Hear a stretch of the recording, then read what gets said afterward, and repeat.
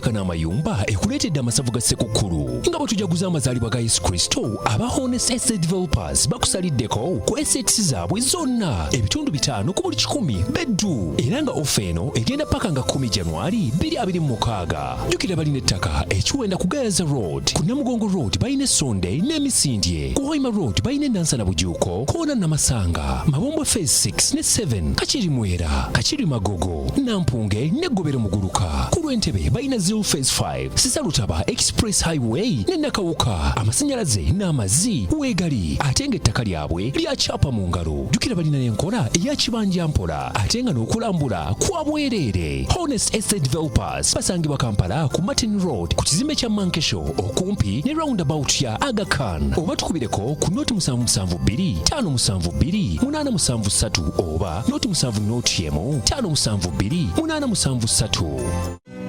Is ordering your stock from China, Turkey and Dubai stressing you so much? Is it taking you months and months for you to get your stock?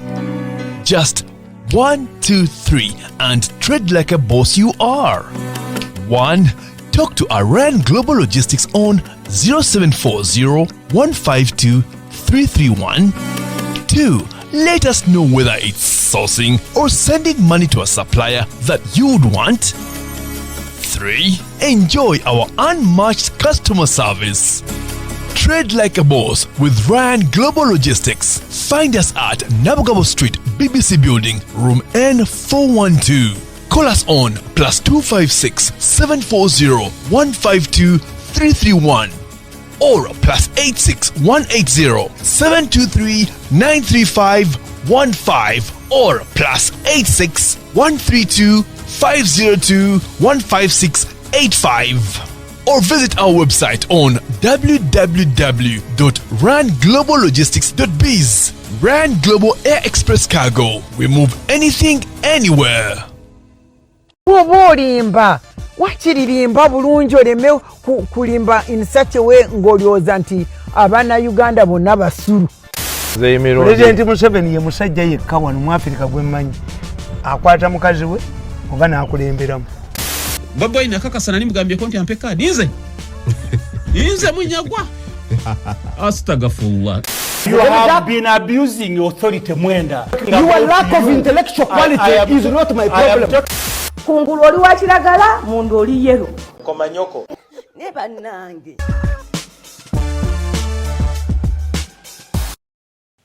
Yes, welcome to yet another edition of Kasuku Live. Video eno tujikutte lwakubiri. Honorable agenda Arua. Yes. Ayolekera Arua. Era tugenda kukola enteekateeka okulaba nti Arua tumuyina ku Kasuku Live. Yes, ababeera nga proceedings ze zinaazitambula eyo. Tulabe tusobola okuba nga tuzirwireyinga. Otherwise, enkuba yeetonya. Yes, sir. But good morning. Good morning, sir. How are you, sir? How are you, sir? I'm okay. Yes, sir. Kano ka weather kiki enkuba yatonya ku luseke nyamunyamu. Enkuba gwa mukisa. Yeah. Nete wakijuza. Kyajjula. Diwo kijuza. Nze twatuka sawa 3 building enkubesha. Nasoka nenkola. Nakulaba ngozze honorable. Nera olwa yadangamba. Ogendo tya mu luseke nyamunyamu. Presidential candidate chineseka. Ne mugamba balanga bagenda mbivulu ebirala. Yes. Ate ekyokulala okuwagira your own tebalina tubuulira Kasuku ne wompita kwande birthday ya mwana ate nene nye ya mwana kakatako nnyo. Yes, birthday ya mwana onojja ate bono ne bwe tuba mbuyinza oleka byokola byonna amonyi bwe buzibu mulina. Trump we yali akyakolagana ne Elon Musk. Wayitwala banga Trump olumu yasula n'abaana ba Elon Musk ya. Butereevu. Omulowooza nti okubeera president oba MP we kintu ky'amaanyi. Ebyo bintu twagala okumalawo. Twagala bimalawo. Kasuku mbabuuza. Temutera kulaba Air Force One ng'esituka eriko bannamawulire nga bamu ba bloggers. Butereevu. Nolaba nga president wa America asituka. Era kati baasinga okuba nabo. Ono omwana gwe batta this man. Gwabato mvuka gwabakuba essasi was an influencer. Kaka, oba kakani. Kaka to something. Wasn't he a blogger? He was. He was an influencer ngaira ne movement je yali atandise abasooka kumubika baali aba president wa America ne prime minister wa Israel bambika obudde bwe bumu sawa 3 bane dakika 3 bonna kati kwaba abajeregamwe kulikaniza ofa president nambika blogger afudde bamukubye essasi amubise president wa America na prime minister wa Israel beroti amitu yaba Kasuku my good abatwe menche mugenda kubeera dokuba namwe abamute mwasoma that's your problem. I saw ku speech yeje wakola nina abantu bangi bankubidde amasimu ne bangamba nno Kasuku Honorable Munyagwa yababuulidde amazima temunnamanya maanyi gammwe temugamanyi era nanga nti ne gavumenti yatandise otuula obufuufufu exactly bagenda kuba leka nkulire bajjagezaako nnyo okubamenya gavumenti etya nnyo abantu betayinaako direct influence okulaba nga gwoyina kubanga gwejjukira njagala nku ekyokulabirako enkuba yatonnya netukasanga 2 kitundu nze natuukawo 3 because kubanga nze natuukawo 3 oba natuukawo 2 kitundu watuuka 2 n'osooka ne mudda wali enkuba nekya ssaawa 3 bwe yakya bweti abantu abajja mu kadde ka ssaawa ng'emu ona wajjudde wadde gwekiyita kyakuzanya akakadde jamu yali eweero mmanyi akakadde okayita kakusaaga nze nnyina abankubira nga bangamba waayi ekintu kya mukwano gwo nze mbadde nkyagala nnyo naye enkuba etonye ndowooza abaddayo be bangi ekyo tukinyooma lwakuba abamu temwasoma temubyamanyi kubyanalizinga omuntu atasoma atunuulira mmere ya leero leero nfunye sente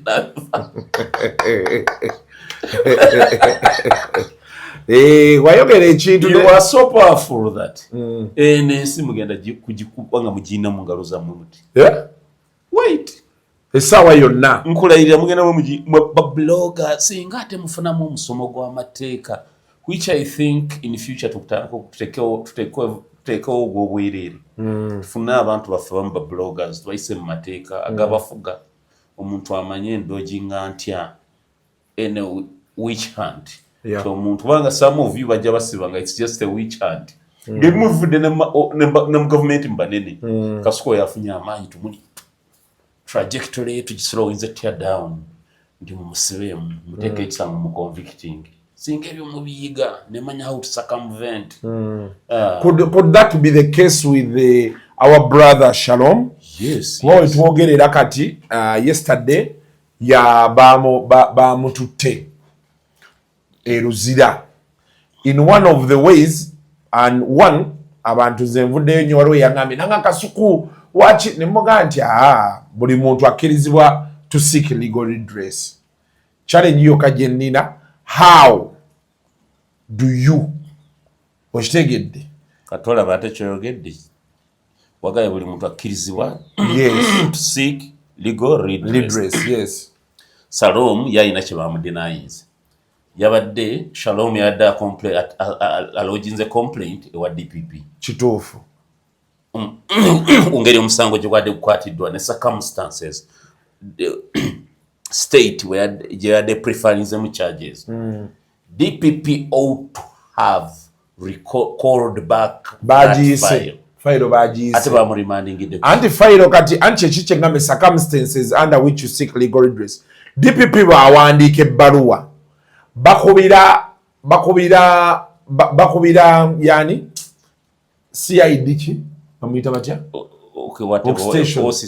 bagezaako getting in touch ne IO. They deliberately started playing ping pong. Ebbaluwa kati decision egenda otuuka wano ng'ate wano bamugjeewo ate bamututte ku kooti ate ebbaluwa okitegeera ebbaluwa state attorney ye mukozi wa DPP weebale nnyo ebbaluwa yavudde wa DPP meaning state attorney yazze mu kooti anti state attorney n'agamba nti kati eyo erina kubeera ku poliisi si eno kati now you understand circumstances zenkugamba nti how you seek the legal redress now ye challenge gyenina ebbaluwa eve wa DPP ebabbaluwa nge state attorney ali under the DPP kituufu kakati ebbaluwa bweva ewo nga mwe mugimpandiikidde Kasuku Live muti abatagamba ate eyo ya Kasuku yalina ogikweweera nga muli wali no mwe muba mugimpandikidde. Let me tell you, DPP waba yabadde alikolinze fayiro eyo ng'agagiyitamu State Anthony emikono gye gyabadde misibe. You understand? That is now kati kyekiri kyengambye nti kati mu byonna byonna ebyakoledda nga ne fayiro bagirekodinze leero ali luzira. Yeah, but again mufune production warrant olwaleero. Kasuku ekisooka mufune the like minded mwekolemu association. Association ye mufune legal counsel. Mufune ba lawyer muteka ku retainer. Papa sire kwata bintu we bityo. Nga byakagwawo ebimu, you know, justice is for the vigilant ones, not the indolent. Yes. Kategeeza chako. Obwenkanya baga justice, it is a maxim of equity that justice is for the vigilant ones, not the indolent. Obwenkanya bwabo balafuba n'okubufuna. Tebukusanga ngo webasewo otuddawo oli mu bbaala. Tanze nyina obwenkanya bwange. So mwetaaga standby lawyers. Some of these cases zetaaga kubeera arrested kasitofuna intel. Kasitofuna information. Ng'ogwo gwinako omulimu gwa lawyer. But the challenge with this case, nze nadde njogera nabo, baategeera ku musango. Ne bagendayo babuuze nti baatugambye wano waliwo omusango gwaffe. Ne babakakasa nti omusango tegukola ki? Teguliiwo. Oba okitegeera. Kati lawyer waabwe n'abaga nti okusinziira ku kino ne kino tukole kiri. Oba okitegedde? Complaint your DPP. Yes. I think council yali abadvisinze bulungi naye ndoza tebakigoberera nnyo. Maybe. Kubanga gwe poliisi terina makulu mu misango. Mwe mutya yabwerere. Ekyo muko wange yakiŋŋamba. Nanga nti poliisi terina kyejja kukuyamba. Poliisi terina wali olabyeko bano abaana ababeera ku ddwaliro abasindika obugaali ku emergency. Mwangu oyo n'omusaayi gumuggwamu gwe yangu yakagaali. Nagira yangu tukutwale. Poliisi awote bwetyo. Poliisi bano bali abasindika obugaali mu ddwaliro. Tebali. Never waste time on them. Tebayina nakamu. Yes. Never wakanga. You man, you were rot in prison. Wait, you will see. This time I didn't get a damatek tagamanya. I was a UDC.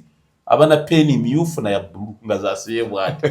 Emoturude wasi. Narako kutisa tisa. Noloza inacha jaya. Na DPP kasta omuntu yenna ndabali yeyo. DPP. Bwigo police walabange kudibaga gende wa DPP. Directorate of Public Prosecution. Bwabagamba nti file mujirate ko wano very more popular room tebaba na choice ndala. Baleta ndate.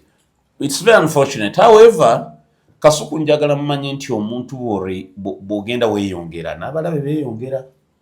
Ekyo njagala okitegeere. Mummwe mwennyini abali mu mulimo gwammwe n'ebweru w'omulimo gwammwe. Challenge muyina kampuni zammwe oba emikutu ugundi entities zammwe z'amaanyi nnyo ne mukyazikwata nga midaala gy'owino. Kakati gwe oyina okuba kakati otuse ku level n'abakozi 3 ku 4 nga oyinawo omukwano go advisor ku mateeka full time nga ka threat konna kowulidde omutemyako. Kino kiri kitya. Mwetaaga an internal ombudsman. You know what it means? An ombudsman. Legal ogundi field ya journalism over etiquette over principles of journalism. Proseta it's a must that you must have an internal ombudsman. Ombudsman yani in this mukyamwe muno kugwe ne mutya kuyina kubaako ombudsman agamba nayo why kino kyetuleese leero awifair. Yes, ekyo kikulu nnyo nga kikambwe nga tuyiseewo nnyo nga takiwa buwi muliro tibaba leero badde oyo kya nina gwe nalaba ng'agamba munne ku bintu byammwe bino nti gwe wasikira empute za Nile. I saw that.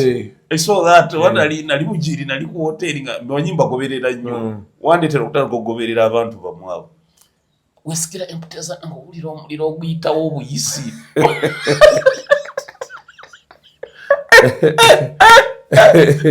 abaana ebintu byogera nga binene so mpulira amasasi gakwata omusika waga mumuli bagumwogera ebintu binene byetasobola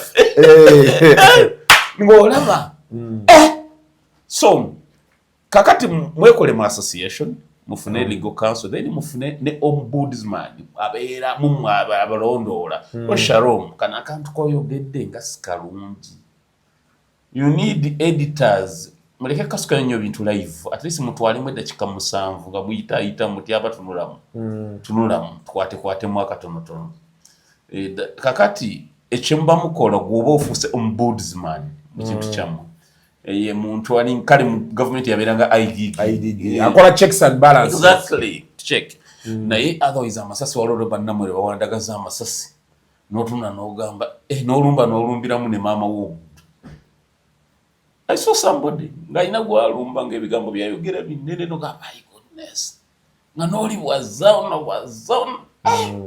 so that's it naye nga nze njagala nze my interest eri ku gwe personally okusinga kubanga gwe ne banno batono mwesikwezi mwe please Kasuku tugezeeko only that yonsanze ndi busy but nze ndowooza nti Kasuku Live yo tugezeeko structuring kulabe nga tebagipokinga mbutuli wakati abantu bakunoonya buli mayagala akoneka akatuli bwati to deflate you kubanga otumbudde ojukira omusajja yagamba you remember that minister you are trying to take off ate abantu bawano ekibali mu mutwe course gye basinga okusoma bagita PhD pull him down fitina eri mu mitwe gy'abaana bawo abaana Uganda balina fitina naye gwe nkusaba please bw'olya threat bwetyo ontegeeza nkomangu because police teyina nnyo makulu mu misango kubakanga bukanzi teyina yo fayiro balayika kunte bagigoberera bungi complaint bangiremeddeko wa DPP n'agiyita fayiro man it's but mufune production warrant yes mufune production warrant bwe mumala okufuna production warrant olwaleero adde mu kooti the grounds for bail are very clear now that the DPP is calling this file to see whether he can reconsider his decision regarding the sanction. Simple. Lawyer kwesidde kikemu production warrant bumulite incha ayimirirawo ekyaki ajuingirawo the state tajja kuba na objection because mukama wa aga file mujire ate file bwetabaawo oli obuzira obumusibiddeyo kitegeera but like you've said I think also as bloggers oba abali mu digital content creation we need to now because goli muntu nga wa mukaaga akyogedde actually nina n'abaami be nakyazizza bagiyise digital symposium or something like that. Yes, you need something. Bannamateeka okuva ku HNG. Yes, Kagoro nakulaba ne Kagoro, Kanso Kagoro. He's a very, very astute lawyer. Mukole that symposium nga bwakoze luseke nyamunyamu. Kibomemu omutwe banno batwale musomo gw'amateeka. Musomo okusinga the Computer Misuse Act. Mugyetegereze bulungi. Musome ne kibayita the Electronic Evidence Act. Buli Electronic Evidence Act. Then osome section 21. Buli wali mu paragraph winks obulinga bonna. Obusinga obusoma ne bukubeera mu mutwe. Botunula mu kamera ebigambo botegedde wobi kyo bikola wano. Mwetaga abutabo bw'amateeka bubiri babayise Computer Misuse Act kinene kiringa mu page 2 na 15 kinenemu but Electronic Evidence Act kaninga ka page 7. Musome section zeyo ku section nga mu symposium ejo gambye mubiyitemu kamu malirize nga mutegedde otherwise baja ba fault finders kati banje bagalo bakasukuba kubakutaka one ne mainstream media tebagala butelevu omanyi mainstream media zawa nesinga zafa ekizise lack of professionalism. Ate batugamba nti professionalism ekyali fene waffe teri kiriyo. Abo tebabimanyize mu campaign muno mwe nategeredde nti mainstream medias nzogoloza lwaki kati gwe nobompita nti tugende oba wanzija twagala promotingamu abantu ba mainstream media bwe mubamu nga producer takwagala kati ffe wonoze TV eziragira ddala mu sikola campaign nga ne bwe njikola ku maaso ga office yaabwe bannamawulire obalaba bajja naye tolina kyolaba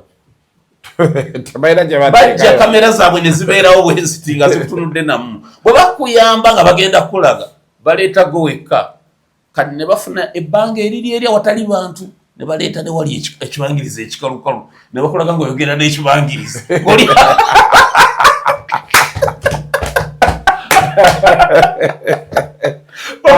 bakuleeta ng'okutta omuzindaalo ng'oyogera nakibangirizi basebo mumpulidde ne banyabo ekibangirizi balaga they portray you as a madman ng'oyogera wekka. That is the mainstream media.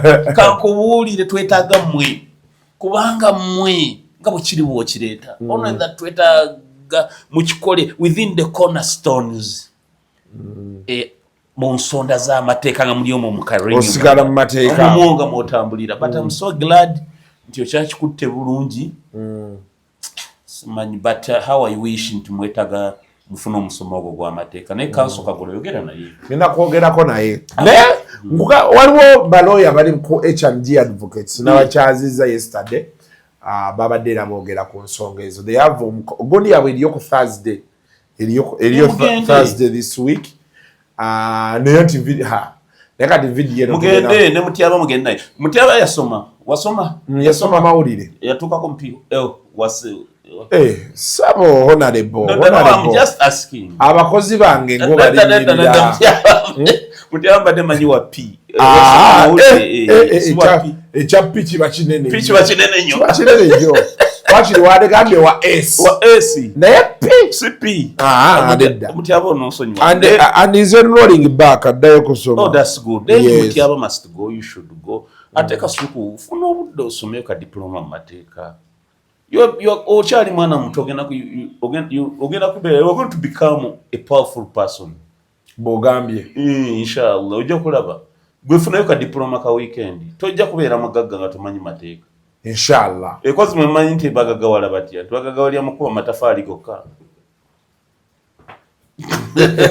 Manyi bana Uganda mwine. Leero ng'okedde oli muka. No sikweraganye n'ekya. Nze nsanyuka nnyo bwe ndaba ebintu byembadde ndaba Europe. Nga bizze wano.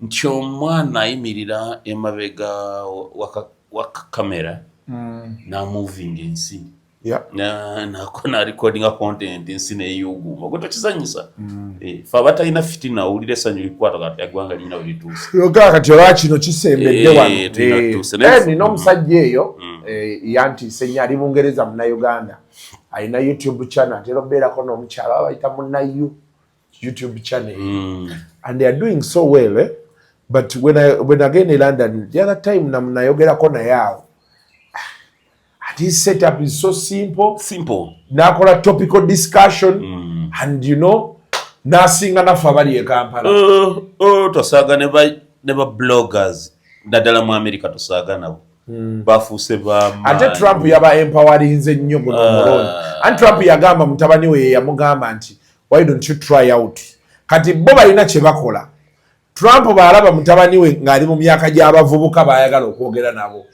kyamugamba n'ategeera kati eyo yeki era kwegendako ku Joe Rogan baani bonna Trump yali annyonnyola yagenda ku podcast emu beeti feedback gye yafuna n'agamba ate CNN nkyajagazaaki kakati waliwo abatera okuŋŋamba batamanyi nsi lwaki kati go campaign nga diwafuuka nenseka nze bwenzija Kasuku Live manya nti kagundi kenfulumiza mu wiiki emu kajja kuba kalabiddwa abantu miliyoni eki butereevu kati mbulira raale wenyinza ogikubeyo abantu emiliyoni kuba ogenda olaba nga bano ababusala mu TikTok kitegeera nga you're almost in 2 billion views exactly kakati gomanyi 2 million views so abatulaba njagala mbategeeze nti tulina okuwagira baana bano by bloggers bumuyita ba bloggers bano ba journalist abana naye nga olw'ensonga nti mainstream media erimu obuli bw'enguzi erimu obutali bwenkanya bw'amaanyi. Mainstream media gireke. Natenze bagenda kunkola. Mainstream media jatuleetera olutalo tutajja kubalako nalwo. Atenze ogenda kunkola ki? But I think they also realized and they are also trying to move this direction. Nalaba lulio mwami Kin Kalisa abannyonnyola abannabu ng'abagamba nti digital yatuuse. It is right before us. Yes. We either adapt or we perish. Nabo mukuru Kin Kalisa ayongera abannyonnyole nti bannaye namwe mbeere benkanya. Let them ask themselves, why a presidential candidate like me this morning so okuyimirira ku mabbali g'ekkubo ninde Kasuku? Yes. Lwaki sikedde kubanoonya? Goza bunyina gwe nkubira na nyuma program abamu. Lwaki sikedde banoonya? Ne basumbuyi. Obasanga kati mukaluka nke tuli mu buli TV abo basinga abamu ayina gwawagira. Siba TV but abakola mu TV. Sanga ayina gwawagira. N'olaga presidential candidate ng'ayogera. Naye kulala eno ofuna okabangirizi. Nga olaga ayogera olaga kibangirizi. Olaga ayogera olaga kibangirizi. Akatako kakuluma. No. Tewakaagala. Ate mulale 5 olaga mukamu. Ate nako n'olaga muntu ng'ayogera na kibangirizi. Oba mwabatabanyonnyola nti kati strategy yakyoka tetukyakola laale emu gye tukuba. Ogenda okola minerals. Ensanga n'abantu 10 kwata kamera yo giyimirize wali. Gizoominge onkwate n'abantu bange. 20 kale 2 benjogera nawo. Ogaye Munyagwa bw'atuuse wano. Abantu bamuzize ebya minerale tobyogera. Yakuye minerale. Wadde tonjagala gamba bamuzize ayogedde n'abantu be 2. Journalism eri independent ate eri fair. Full stop. Naye n'okwata wano wakutandikira mu kiwato kwambuka. Nga njogera. Naye nga bw'odde mu audience okwata kibangirizi nkoko zitambula. How can you do that? How can you do that?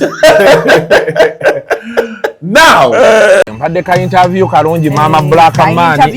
Wenno olinga byakulya. Naye mukwano badde nyinamu obuzibuzibu. Ate nyina wenjagala okulaga wano speed naye bwe nagenda n'emmotoka nga nekoze delivery ekisajja kino tekigenda kumpa.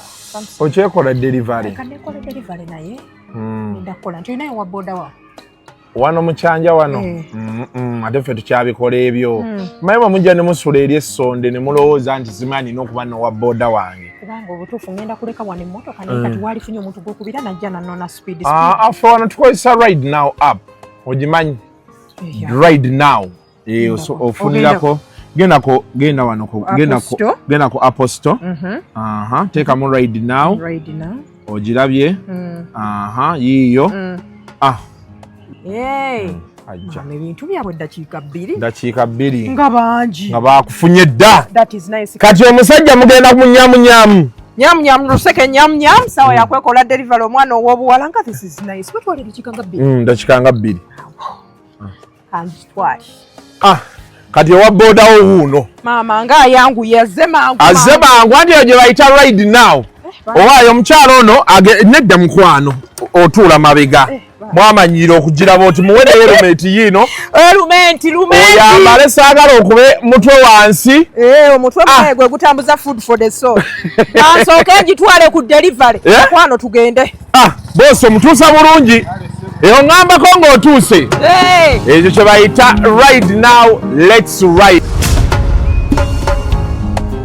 Olunaku olwaleero Sam Masias Walukagga omusango gwe baguschedulinze mu kankafune wano mu High Court. Omusango baguwadde olunaku wano in the matter of High Court election petition HCT 00 CVEP 0010 to 2025 Masias Walukagga petitioner versus Electoral Commission ne Lubowa John respondent. Hearing notice Lubowa to recipients Lubowa John Electoral Commission Walukagga, take notice that the hearing of this case has been fixed for 16th December 9 a.m. in the 4 afternoon or sooner thereafter, as the case can be heard in this court. If no appearance is made on your behalf by yourself, your pleader, or someone authorized by law to act for you, the case will be heard in your absence.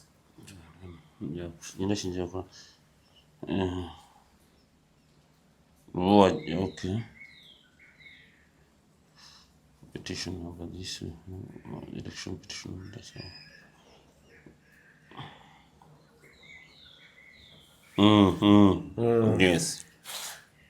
So yafunye omukisa. Justice zirintuusa ya signings. Hey.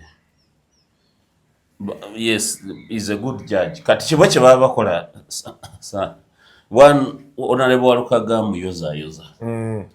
Nze ngamba buli Munnayuganda mu nsi ye afuna obwenkanya.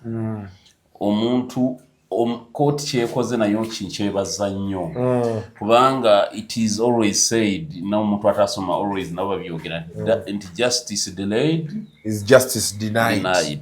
High court mbebaza nti mufrustrating nze Honorable Walukaga nga muwanvuya okujulira kwe Honorable Walukaga sijja gamba nti abalamuzi abamu babi naye Honorable Walukaga nkusaba tegeka tiimu yo nga nnungi because omulamuzi gwoliko y'omu ku balamuzi abalimu ensa. Justice zirintuusa mwenda ya signings.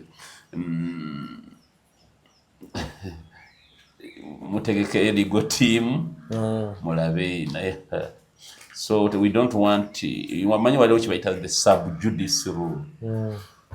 The subjudice rule is to the effect that katingo omusango Walukaga gutuuse we must not kuyingira into the merits now and the merits of the case.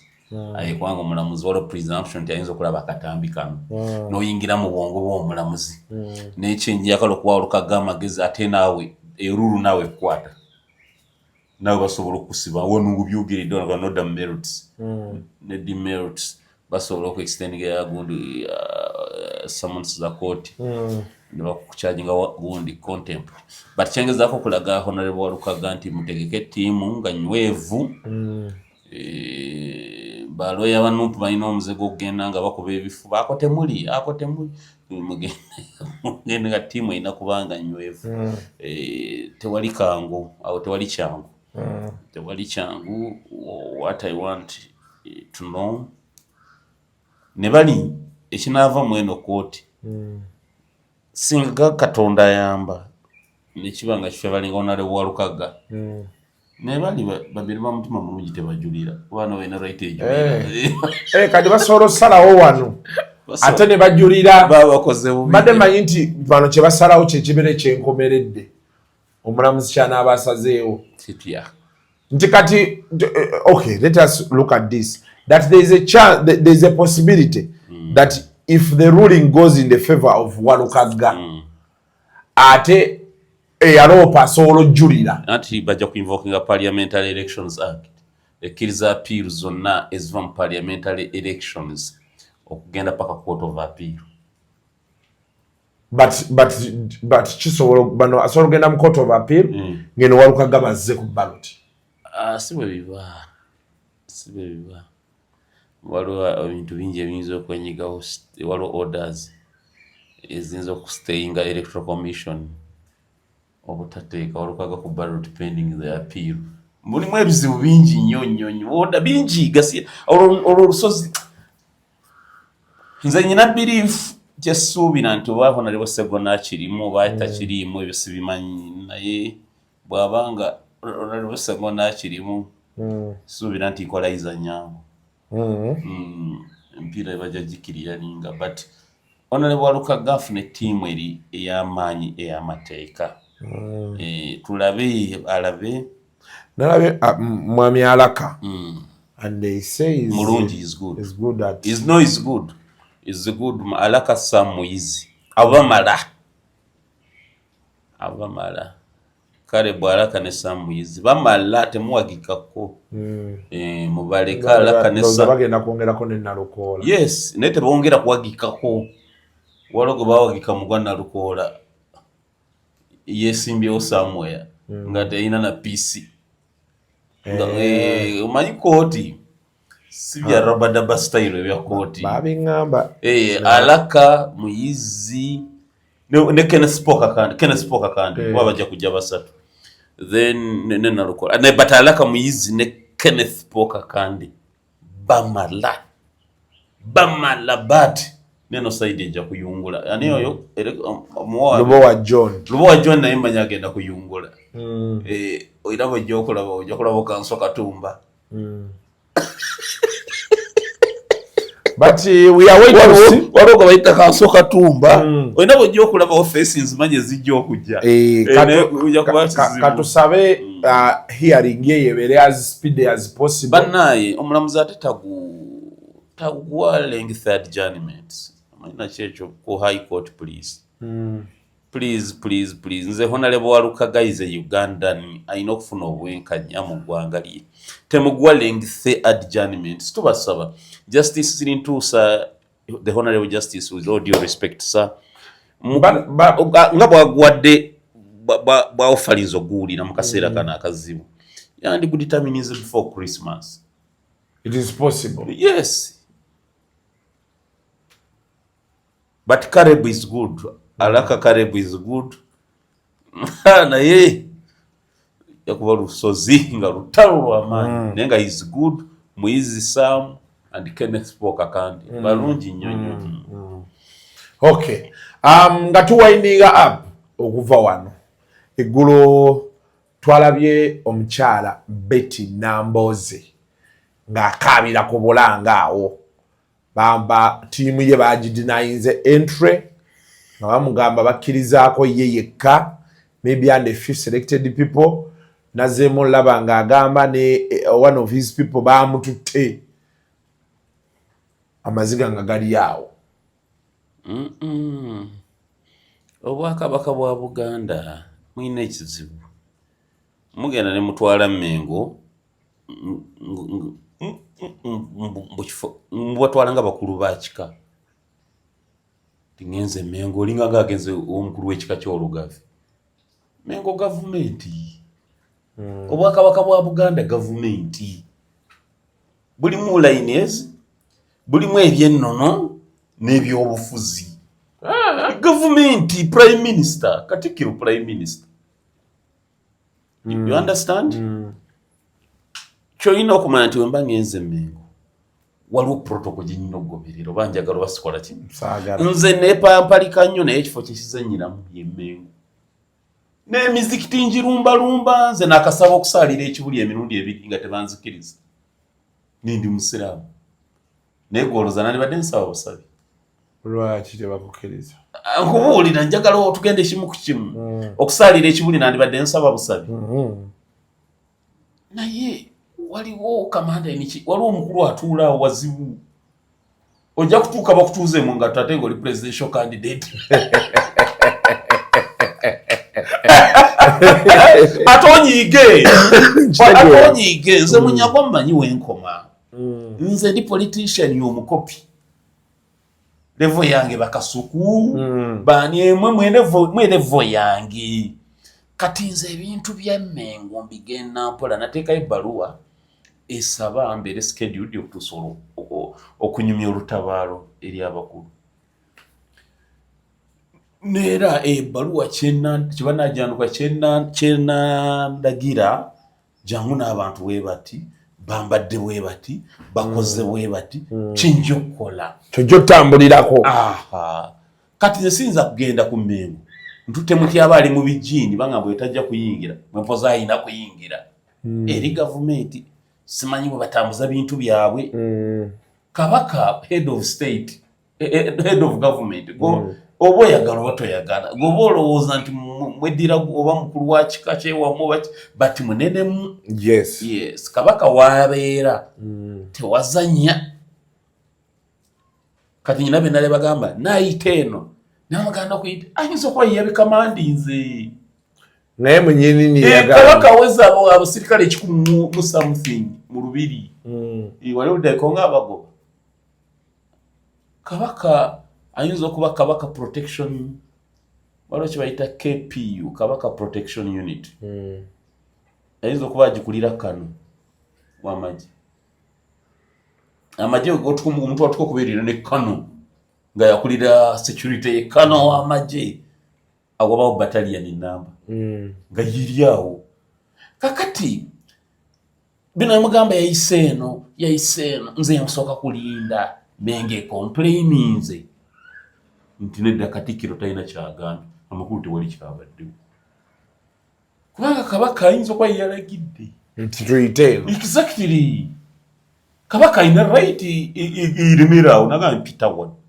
nerabawo get the point neraba abasirikale bonna bandikuye salute okay sir kubanga amagye gatambula naga KPU bwe gatuuka gatekinga president over police toddamu kunyumya ba police nga KPU etuuse wa UPDF ate abamu BSFC kasita mukama waabwe atuuka so muleke kunafuya Kabaka kumulowoozesa mbwali awo kati wa bulijjo nti mulinga aboogera kuwa omuluka muganda wange Kabaka nagampitaawo mbuno gabamba mbu omanyaze manya gundi DPC agambye nga kuliko abo abasirikale boolaba abo n'agamba bugambi talo omukirya linga abo gomanye ekigwawaawo so nze saagala mu nsonyiwe nze saagala nnyo kweyitiriza ebintu by'emmengo sibisobola fedda twakola nkwekalakasa mu UID nga kitiibwa kya Buganda kye tuyimba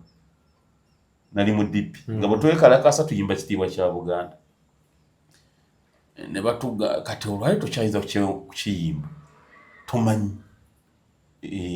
kati nze ekinyize emmengo mpuliriza Kivambuga Katikkiro agamba ki baako mupulaininze nti kyabanyize nga nange nfu nga ntandika kuboggera ng'otandika lwaki mukola kino Kabaka bwe ŋŋenda emmengo ne baŋŋamba gwe driver waasigale wali ntambuza bigere nenyingira kubanga eri gali matwale malala Mengo government. Was there a fallout with the Mengo and Nambooze or people inside the Mengo and Nambooze? Kisoboka. What, because kisoboka kuba ndaba ne ku CBS tebamukyaza kisoboka neera kimanyi kwe kyava naye nze ate nga yali muganzi nnyo kati simanyi byonna kwe byava byonna kuba waliwo yadda ŋŋamba oba Marisi bayagadde mulabisa byonna bisoboka. Nze waliwo omusajja minisita w'Emmengo awo nali meeya nawangula mukwano gwe nga nzija kuba meeya sinjamwogerera okuba ndi candidate. Kabaka Nambooze yali agulawo oluguudo twaliwa Betty Nambooze yali agulawo oluguudo lwa bulungi bwansi ekkubo ebalimisiza emikono kakati mba ndi ewaalukwago gamba wayi tugende wa Nambooze balina bulungi bwansi Nambooze ampise nga Lord Mayor saagala genda ku mikolo giriko Kabaka siri muyite ze Munyagwa mmanyi w'enkoma bwe mba siri mu Bwakabaka tontwala nze wano Emmengo ewa Museveni mu State House ewa Nakibinge ezo gate sisongayo na bwenti nga siri muyite sigenda nga wa Museveni because ntya nawo semanyiza nawo because elinza okunziririra sibikola ki tobimanyi ewo omulangira Nakibinge nyine simu ye bwe mba nyimwetaaga nsooka kuba simu ne ziyitamu ne mwajjajja nzije bangamba jangu awo ng'ojja ngendawo naye sitaala kamanyiiro nti waliwo mawuledi nawuliddewo ka mawuledi kampete kanjiikewo bajja kutuuza mu ngatto onyiige tukwatemu position katugenda ne Lukwago tutuuka ku mukolo gwa Kabaka agulawo Kabaka ze Ssaabasajja yali azze agenda kugulawo oluguudo lwa bulungi bwansi ekkubo lya bulungi bwansi lye balimisiza engalo olwo tulonkinga bulungi bwansi okudda bagamba sebo abanaye MC agamba bannabyafuzi abali wano mukolawo muyimirire Bwantogo mwetegeka okweyala Ssaabasajja atuuse mbuukayo ekanzu Lukwago yali anyinjaziseeyo omuleera ng'entemamu nali musingamuko obwavu ng'entemamu katono netusembera Lord Mayor Lukwago enduulu nezivuga sembera nga bamala kusoma Munyagwa Mubaraka Mayor Kawempe sembera nezivuga Honorable Betty Nambooze katukyaza bakireke ne mwami wo namwe musembere enduulu nezivuga netuddaawo tulinza okweyala Kabaka bwe yatuuka minister alebi owe amawulire jamujjukiza time ng'amaze okuva kuba minister nga nyina kyendi mu ggwanga lino ndi mujjukiza n'avaamu nga nawangula mukwano gwe yava ku kabaka naye ku Ssaabasajja naye sobola najja speeda nga Munyagwa ovaawo jjukira kabaka wajja okubuuza delegation amawulire gonna kamera zitunula mu bagenda okubuuza na Munyagwa vaawo nena bwe namula nenkimanya nti agenda kunkolerako amawulire nawangula mukwano gwe Kawempe nangamba vaawo Lord Mayor akimanyi Lord Mayor leka toswaza mu meya wote aveewo ngenda kuyita abasirikale bamugyewo nadda mpolampola agenda kyenyumanyuma nenesikasika nenvaawo nembeera embalasi gwe mukolo gwa Ssaabasajja gwe nasemba okubeerako kubanga minisita oyo nga era akyaliyo naye akimanyi kyeyakola ekyokubiri Katikkiro yali azze ku tofaali Kawempe ntuuka nze namwaniriza wano twatandikira ku ssomero ly'Abakatoliki liri wano mu Kikoni bali lya secondary Caltech nemuga Katikkiro ssebo stop over buli gy'onogendako yonna ngenda kuwa miliyoni y'essente ngenda kuteekayo miliyoni y'essente ku mulimu guno Caltech nengisika enduulu neevuga tugenda okuyingira ebwayise nga Katikkiro bw'ayita Munyagwa n'akola ng'enduulu entuuka ku 3 miliyoni nengikasukawo buli lwentuuka Katikkiro bw'atuuka bw'ati because twali tetutuukira kumu Katikkiro atuuka ffe convoy yaffe ffe bakifeesi abantu babulijjo tubeere eno Katikkiro bw'atuuka nange nezija ntuuke atojja osooba nga bwentuuke bwayise nebandabako kati waaliwo Honorable Sebuliba nga incumbent zajakwesimba ku MP waliwo n'empindi bumaali kati so abaliko obulemu yemuntu abaliko obulemu bwe natuuka enduulu neevuga nenkasukayo miliyoni naye nakagaba miliyoni 9 nga balina stopover galinga 17 kati bannange bano basimanyi yakikola tutuuka Kaleerwe ngenda okuwulira lwalanga bannaye yafuuse tulinawo omu yekka waliwo noono NRM mpindi bumaali kababuuzeeko n'avaayo n'aba naye NRM oye najo emitwalo 3 n'agakasuka waawo nze nyina miliyoni yange nasuubiza tuli fundraising tewali yampita tuweta tudde mu lufula sokoje ate se bali abakungu sokoje kubanga ngojeko nti oli mukungu wa kabaka kako ngayinza kuyitani Munyagwa omusubuzi w'ebibiriti Munyagwa mboyina byongamba gwe naye munaye oli tuba mu matwale malala sokoje tukusaba kino kiveemu mukama wange anti mukungu wa Ssaabasajja mukama wange nkoze musango kitaata nentunuulira ngamba kiveemu nengamba naye look at this now look at this siri simple enough nomalaze omugenzi Katonda musasi watu kivaamu omala uyo agenda kukwata kiveemu Munyagwa kiveemu kati bali bakyambaze ebyobufuzi kiveemu tusazeewo Katikkiro yasazeewo simanyi wa Katikkiro yali amutumye balamundi meya batugamba ne mukutegeka nze nali chairperson w'enkiiko z'ettofaali omukulembeze omulonde yabeera chairperson ndi meya ntuuse Kaleero ku lufula omutunzi w'ebibiriti ampita he calls me akebibiriti ng'oka w'amaanyi tumanyiddwa nno abyatawambulira naawe ebyamu ebikola ku mmwe naawe tebikola ku nze nga tumanyiddwa nno mulabye ebintu tonyumizanga ebyo mbwakedi biki ebyo tobigambye obanga otudde nange tobiŋŋambanga ebyo ebibozibozi ntuula nenjogera ku president ogwange oŋŋamba neera n'oyo ndi mujjukiza one time ngamba ojjukira kyewakola nga tumanyiddwa kino kiveemu kiveemu nedda omala n'atuuka sebo meeya ku tofaali Munyagwa omala n'atukala musajja ya Kabaka odda bweri era nsonga ya tafaali giveemu omala atali muganda ngamba agamba meeya w'ekawempe ensonga ya tafaali gikole ki giveemu neera bwe nagamba bapiye bange namumanyi twalina omugenzi wa Segiya mumanyi tukitesegira agamba kamanda tekisoboka kikuguyiwe nkubule Segiya nagamba tuguyiwe ono Freeman yani agamba nti bawa yasegira kyo bibiri yagamba tuguyiwe ne Segiya tetuyiwa omukolo guno gwa Buganda gwa Mengo ode fulumye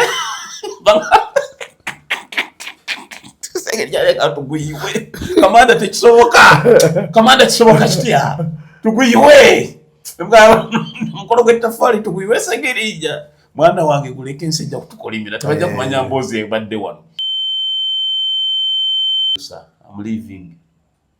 Teyakuwa nsonga naye tamanyi lwaki nali nnumemba nga mutunuulira ekyamuyamba Katikkiro kubaawo era agenda funa experience gy'atafunanga mu bulamu.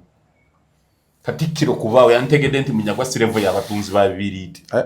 Bannaye yantegedde nti nze siri level eyo. Kati kyengezako gamba Honorable Nambooze. Simanyi bukungu bw'alina Mengo, simanyi maanyi g'alina Mengo, Mengo agireke ewe ebiragiro nga gavumenti yeemanyi kubanga Kabaka taddibwamu ate Katikkiro ye Kabaka w'ebweru ate teri kiragiro kiyinza kubeera Mengo awo wonna oba arrangement okuva ku ngalabi owalaba okuva eno oluguudo n'olulaba Kabaka anjagala tewali kiyinza kubeerawo nga Katikkiro tamanyi oba nga Mengo temanyi. Kitegedde kale betyo bwe tutambudde Honorable Mubaraka Munyagwa agenda West Nile. Yes. Ogenda kukwata Arua actually Nakaseke ntandikirako Nakaseke nyinawo meya we Butalangu ne bakansala twasimbawo bakansala bangi tugenda kutandikira Butalangu bewo tuyina meya omulala mu Luweero nawo tuveewo tugenda Arua Koboko Moyo Yumbe Ajumani Gulu City Shiryandongo then tufulumemu tuyitemu tudde Hoima tuyitemu tugwemu Bende Kabarole Fort Portro Chegegwa Kabarole Fort Portro Budinyangabo Kasese Rubirizi ezogenda weekend abbi Rubirizi Kitagwenda gye baswaliza muzeeyi gye banswaliza ne baneegaana I'll go back Kamwenge Ibanda Mbarara district Mbarara city ogenda kuba West Nile Western boat Western ani mpetenzi je okomeo kitegeeza tuddamu okukola Christmas ng'ewedde kyovola naade nkugambye nti singa onfunira ekyo tokyeraliikirira tugenda mukuwa omuntu agenda okubeera nga kavalingawaala ayina kuba gwe Mbarara oliyo ddi ngenda kukubuulira ojja kumbuulira. So the message or the gospel of the Common Man's Party is coming to a town near you. Jango owulire ensonga ezo ate tukutegeeza nti nga 15 January General Mozi yagambye bw'omala okukalonda deeka wamulabye yagambye bo balina capability ekuuma akalulu ate ye nga Geno w'amagye tasobola poliisi yeyina okukuuma akalulu byebyo nno ebiri awo bwe tujja byadressinga nga tutuuse wali tewagenda bayo debate ndala. I had interreligious council etegeka debate ndoze egenda kujja wano Christmas time naye nze I still say President Museveni waba tajja tujja kujja kubanga tuba twogera fekka na fekka teriivu kale katukwagaliza ebirungi byere tweyanza nnyo tweyanzege baganda baffe babloga abantu bonna betunawo mu digital saagala bintu bino omaye emirundi egisinga when such things happen tutandika okwekuba mu bifuba bannange kati njagala tubeere actual Bemma musazeewo okukola kibiina mukole ekibiina. Kibeerewo nga kikambwe nga buli akirimu alina okugoberera amateeka. Then nga honorable bagambye tujja kwetaagayo omusomo. Ogwo gwo ngenda kweyama ogutegeka. Nali ngenda gukola naye waliwo abajja ne bagamba tusobola okukola ffenna idea ne bagibba ne bagenda nayo. Ne ngamba why? Singa munampita nange. You will facilitate? Yes. Kati tujja gukola mu katunuulire Feb. Yes, no worries. Nga this whole no worries. Debacle going on ewedde. Mu Feb oba March tujja kukolayo omusomo Digital Content Creators Symposium egenda kukomawo. Bemulaba nga tugiranga mujje because byongambye nakabewulira okuva ku bantu nga 10. Kasuku amaaso bagabataddeko. Kasuku abantu si basanyufu ba TikTok aba YouTube mufuuse ekizibu mukutte wansi ne waggulu mu business z'abantu zifukamidde abantu tebakyalina TV radio tezikyalina wezikola ki. Nobanga kati amaanyi ge babataddeko mayitirivu. Gavumenti ejja owomusolo ajja byonna so nga bwe bajja naffe tulabe tusobola okubeera nga twekwatakwata aye tusobola okubeera nti bagenda okutusanga nga naffe tukoze eki twetegese. Wabi si wabi n'akamu. Kale until next time mubeere bulungi mweraba. The views expressed on Kasuku Live do not reflect those of the hosts, producers, or management. They are solely of individuals providing them and do not represent or reflect the official policy or position of this YouTube channel. Olimba wakiririmba bulungi oleme kulimba in such a way ng'olyoza nti abaana Uganda bonna basuru. President Museveni ye musajja yekka wano mu Africa gwe mmanyi akwata mukazi we oba n'akulemberamu. Baba ina kakasana nimugambye konti ampe kadi nze Munyagwa. Astagfirullah. You have been abusing authority Mwenda. Your lack of intellectual quality is not my problem. Kungulu oli wa kiragala mundu oli yero. Komanyoko. Ne bannange.